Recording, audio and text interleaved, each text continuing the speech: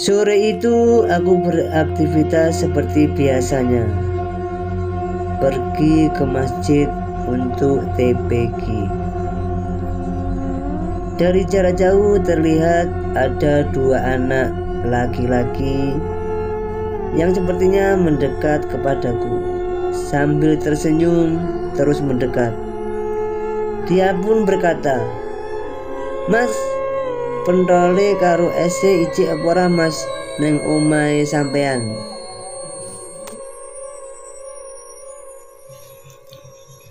Aku pun membalas pertanyaannya, "Ijik neng omah, melu neng omahku apa piye engko? Rono wis lah ape rono." "Iya Mas, aku melu neng kono, melu rono engko neng omahe sampean. Gratis ya Mas tapi hahaha," saut si kecil. Mereka pun tersenyum. Mereka berdua adik kakak, namanya Isal sama Nifan. Kebetulan hampir tiap hari, tiap pagi aku ketemu mereka berdua di sekolahnya, karena aku berjualan di sekolahnya hampir tiap hari. Mereka berdua sebenarnya berasal dari luar desa, yang jaraknya lumayan jauh dari desa yang saya tempati.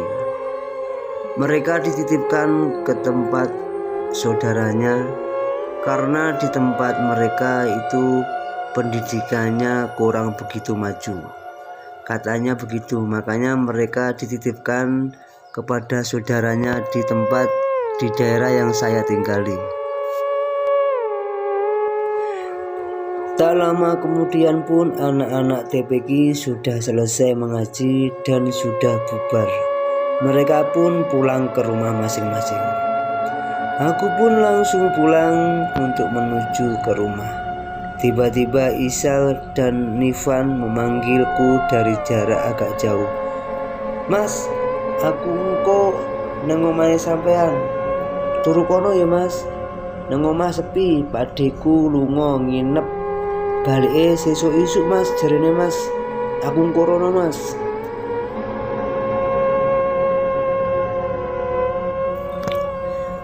Aku pun menjawab, "Yo, ora apa-apa wis engko rono." Aku melangkah pulang menuju ke rumah kosku. Tak lama kemudian mereka pun datang menyusul dari belakang. Mas, aku merene tenan lho saiki. Nginep nang kene Mas oleh. Nang omah sepi. Pakdeku keluar desa, pergi ke rumah saudaranya, katanya besok pagi pulangnya Mas nginep. Jadi nang omah sepi gak ono koncone. Aku pun menjawab, "Iya ora apa-apa." Enggak lama kemudian sudah terdengar suara azan maghrib yang berasal dari musola yang ada di dekat rumahku. Allahu Akbar, Allahu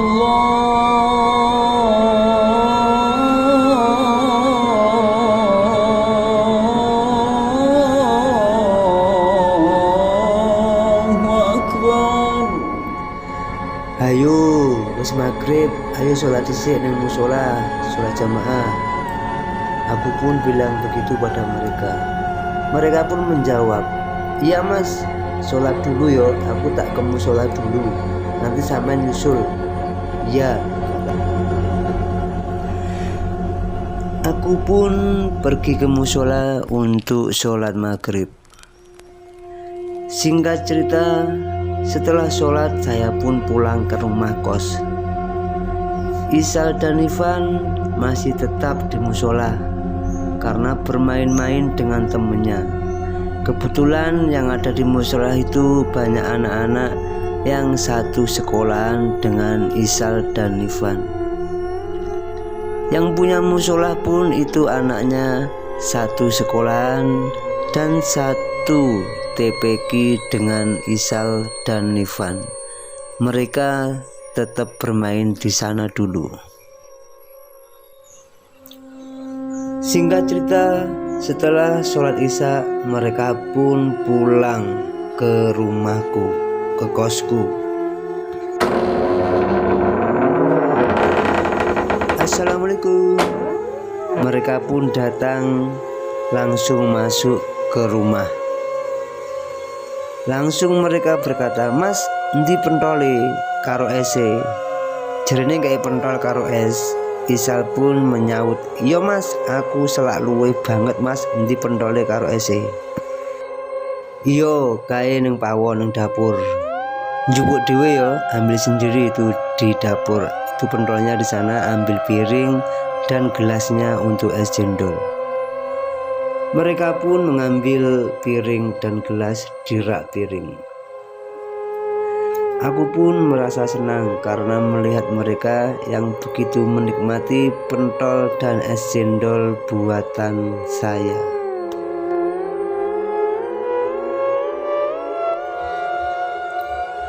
Mereka pun menikmati es cendol dan pentol buatan saya dengan lahap. Kebetulan malam ini Ian yang biasa menemaniku nggak kesini. Mungkin udah ketiduran di rumahnya atau sibuk dengan teman-temannya. Biasanya begitu, kalau dia nggak tidur di sini, ketiduran atau bermain dengan teman-temannya. Tidak lama kemudian, Isal dan Nifan selesai makan pentol dan minum es. Lalu mereka menuju ke ruangan tengah dan menonton TV. "Mas, aku nonton TV ya." "Boleh ya mas." "Silahkan," sautku. Aku pun masih di dapur meneruskan masak karena untuk persiapan besok untuk jualan. Mereka pun berdua sedang asik menonton TV di ruang tengah sambil bergurau. Sedangkan aku masih sibuk di dapur untuk memasak persiapan jualan besok. Jadi mereka berdua saya biarkan untuk menonton TV walaupun waktu sudah semakin larut malam dan sangat dingin. Malam semakin larut dan semakin dingin terasa karena di area pegunungan. Aku pun ngomong sama mereka, "Sal, Van, udah malam. Sebentar lagi lampunya mau mati ini. Cepat tidur sana, besok bangkong loh." Mereka pun menjawab, "Iya mas." Sedangkan si Nifan, "Aku belum ngantuk mas, sebentar lagi ya, sambil nunggu sampean selesai masak di dapur." "Yo mas, gak apa-apa toh." Isal langsung masuk ke kamar, sedangkan si Nifan masih nonton TV. Malam semakin kelam, sunyi semakin mencekam, dan terasa dingin. Tiba-tiba aku melihat si Nifan dari dapur, kok tolah-toleh celingak-celinguk sambil merasa ketakutan kelihatannya. Matanya pun sambil melirik ke arah kamar yang kosong yang berada di sebelahnya. Aku pun langsung bisa nebak, astagfirullah, waduh, jangan-jangan Nifan sedang melihat sesuatu di kamar sebelah. Aku pun berpikiran begitu. Aku pun menyuruhnya untuk segera masuk ke kamar. "Van, cepat tidur, udah malam ini. Sebentar lagi mati lampunya ini. Cepat sana tidur, adiknya udah tidur itu." Saut Ivan, "Iya mas." Tak lama kemudian Nifan pun masuk ke kamar sambil bergelagat yang masih ketakutan sepertinya, karena aku melihatnya dari dapur. Kebetulan pintu dapur dengan ruang TV itu nggak ada pintunya, jadi kelihatan sekali. Setelah selesai memasak, aku pun membersihkan tangan dan cuci muka dan segera untuk masuk kamar untuk siap-siap tidur. Singkat cerita, aku masuk ke kamar. Karena waktu sudah malam dan terasa agak dingin, dan listrik pun sebentar lagi mau mati. Gak lama kemudian listrik pun mati, padam.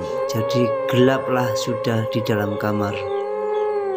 Karena sudah jam 11 lebih, aku langsung berbaring paling pinggir sendiri karena Isal berada di tengah-tengah, Nivan berada di pinggirnya Isal.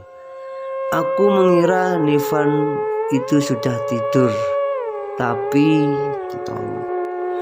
gak lama kemudian terdengar suara dari luar.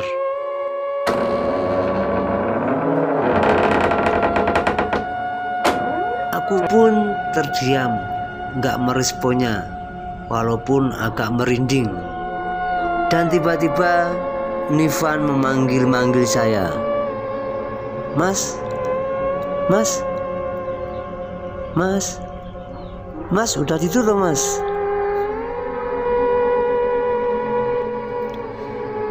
Karena listrik sudah mati, jadi keadaan di kamar itu gelap gulita. Aku pun terkejut. Nyapo Van, nyapo, sautku pada Nivan. Katanya Nivan, aku kebelet kencing mas, antar aku ke kamar mandi mas. Aku langsung menjawab, ayo tunggu aku sebentar, aku mau ambil senter dulu ya. Nivan, iya mas. Aku pun mengantarnya Nivan ke kamar mandi. Waktu pas balik dari kamar mandi, tiba-tiba Nivan memegang erat tanganku dengan sangat erat sekali sambil berkata, ayo mas, cepetan mas, entang toh. Aku lihat dia sambil merasa ketakutan. Kamarnya memang gak ada pintunya, hanya tertutup selambu kain tipis dan agak terbuka separuh. Jadi mungkin dia melihat sesuatu, pikirku di waktu itu. Setelah masuk kamar, aku pun menenangkan si Nivan. Sambil aku bertanya, "Nyapa toh Van? Enak apa? Roh apa mau?" Nivan pun diam, nggak menjawab. Aku sambil menenangkannya, sambil berdoa, "Ya Allah, mudah-mudahan nggak terjadi apa-apa." Aku pun berpikir mungkin gak lama lagi udah subuh. Jadi aku nunggu Nivan tenang dulu agar untuk bercerita apa yang terjadi. Alhamdulillah gak lama kemudian azan subuh terdengar. Akhirnya Nivan mau bercerita kalau dia tadi melihat sesosok putih di kamar kosong. Katanya dia melihat pocong. Hatiku langsung ambiar mendengarnya dan sambil berpikir, waduh, kok ngeri sekali. Aku pun menyuruhnya agar untuk tetap tenang.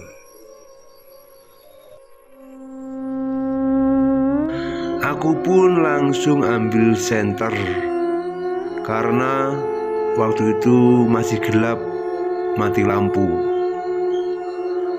Aku mengajak dia ke kamar kosong lagi. Ketakutanku saat itu langsung hilang karena waktu itu sudah subuh. Aku pun langsung menghidupi senter dan membuka tirai atau selambu yang ada di kamar kosong. Dan kutanyakan pada si Nivan, seperti apa kejadiannya yang sebenarnya.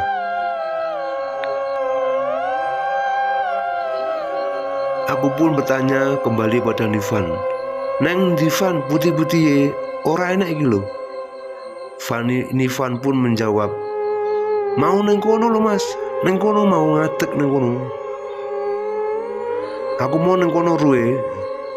Aku langsung berusaha untuk menenangkan Nifan.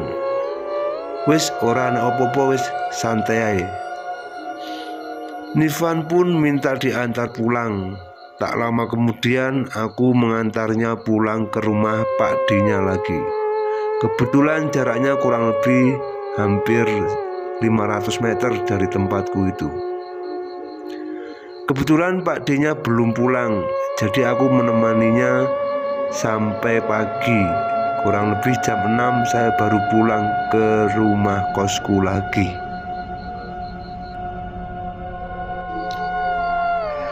Setelah rentetan kejadian peristiwa yang aku alami, akhirnya banyak teman-temanku, warga sekitar memang sudah mengetahui latar belakang rumah yang saya tempati. Mereka pun banyak yang bercerita kepadaku. Semenjak kejadian itu, Nifan pun dan adiknya gak mau lagi nginap di tempatku. Paling-paling siang pas libur sekolah cuma main, dan itu pun nggak sampai sore udah pulang kembali. Aku bertanya, katanya udah trauma lagi untuk tidur di rumah kosku lagi. Katanya begitu sambil tertawa dia. Memang sudah banyak yang tahu kalau rumah itu horor sekali sebelum saya menempatinya. Dan banyak warga sekitar yang bertanya-tanya kepada saya, "Sampean kok berani ya tinggal di situ sendirian lagi?" Aku pun tersenyum. Aku pun menanggapi mereka dengan senyuman. Walaupun sebenarnya terkadang aku sendiri merasa ngeri dan merinding. Aku berusaha untuk rileks, santai menghadapi ini semua.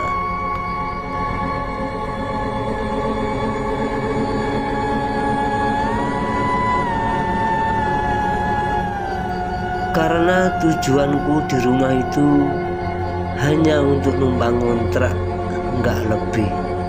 Walaupun mereka ada di situ, prinsipku tidak pengen mengganggu mereka dan nggak pengen diganggu oleh mereka, ucap dalam hatiku, karena sama-sama makhluk Allah.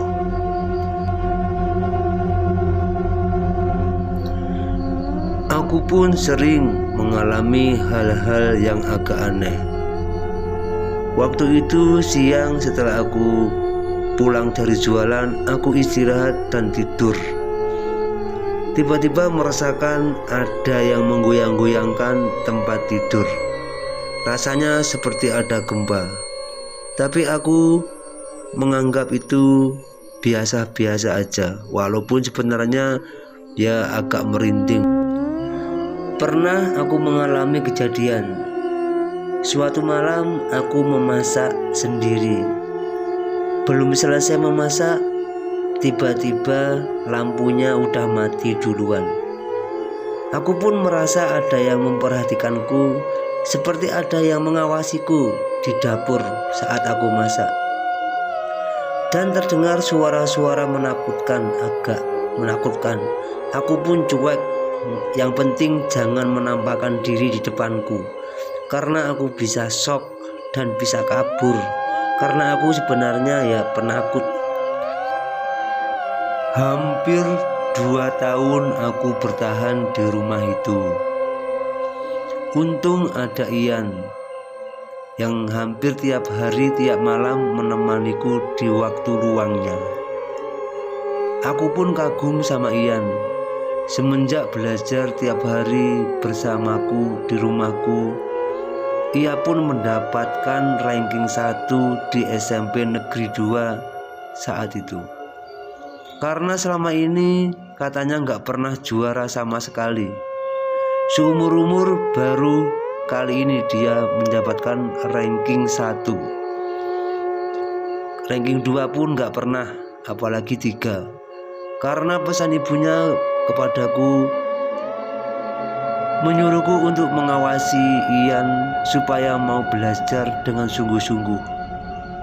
Karena ibunya sudah membanting tulang untuk mencarikan nafkah dan membiayai kebutuhannya sekolah.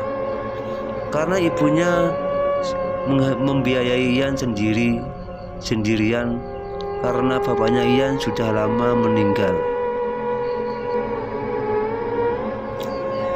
Pernah suatu malam aku berada di dapur, Ian pun belajar. Aku tengok dari dapur, ternyata Ian main HP. Lalu aku pun melemparkan sendal ke arahnya. Ian pun terkejut dan langsung menaruh HP-nya dan langsung belajar mengambil buku-bukunya. Maafkan aku Ian, itu demi kebaikanmu, untuk masa depanmu.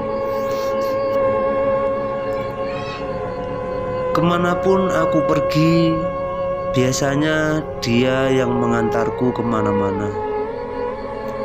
Terkadang aku sakit, dia pun yang selalu menemaniku. Biasanya yang saya suruh antar ke puskesmas, kemana gitu. Karena aku sendiri nggak punya saudara di Sulawesi ini. Tapi aku bersyukur, alhamdulillah semua orang yang ada di sana itu baik-baik semua kepadaku. Sudah hampir 5 tahun ini aku putus kontak dengan Ian karena HP-ku yang lama terjatuh di sungai dan nggak ditemukan lagi. Jadi semua nomor kontak hilang semua. Apalagi untuk menghubungi Ian sudah nggak punya lagi nomornya. Kadang aku sempat berpikir dan teringat Ian, mengingat kebaikannya dulu kepadaku. Aku sampai merasa sedih dan gak terasa teringat masa lalu. Dialah orang lain, tapi seperti satu darah denganku. Ian, moga kamu sehat selalu dan sukses, agar suatu saat kita bisa bertemu lagi di lain kesempatan.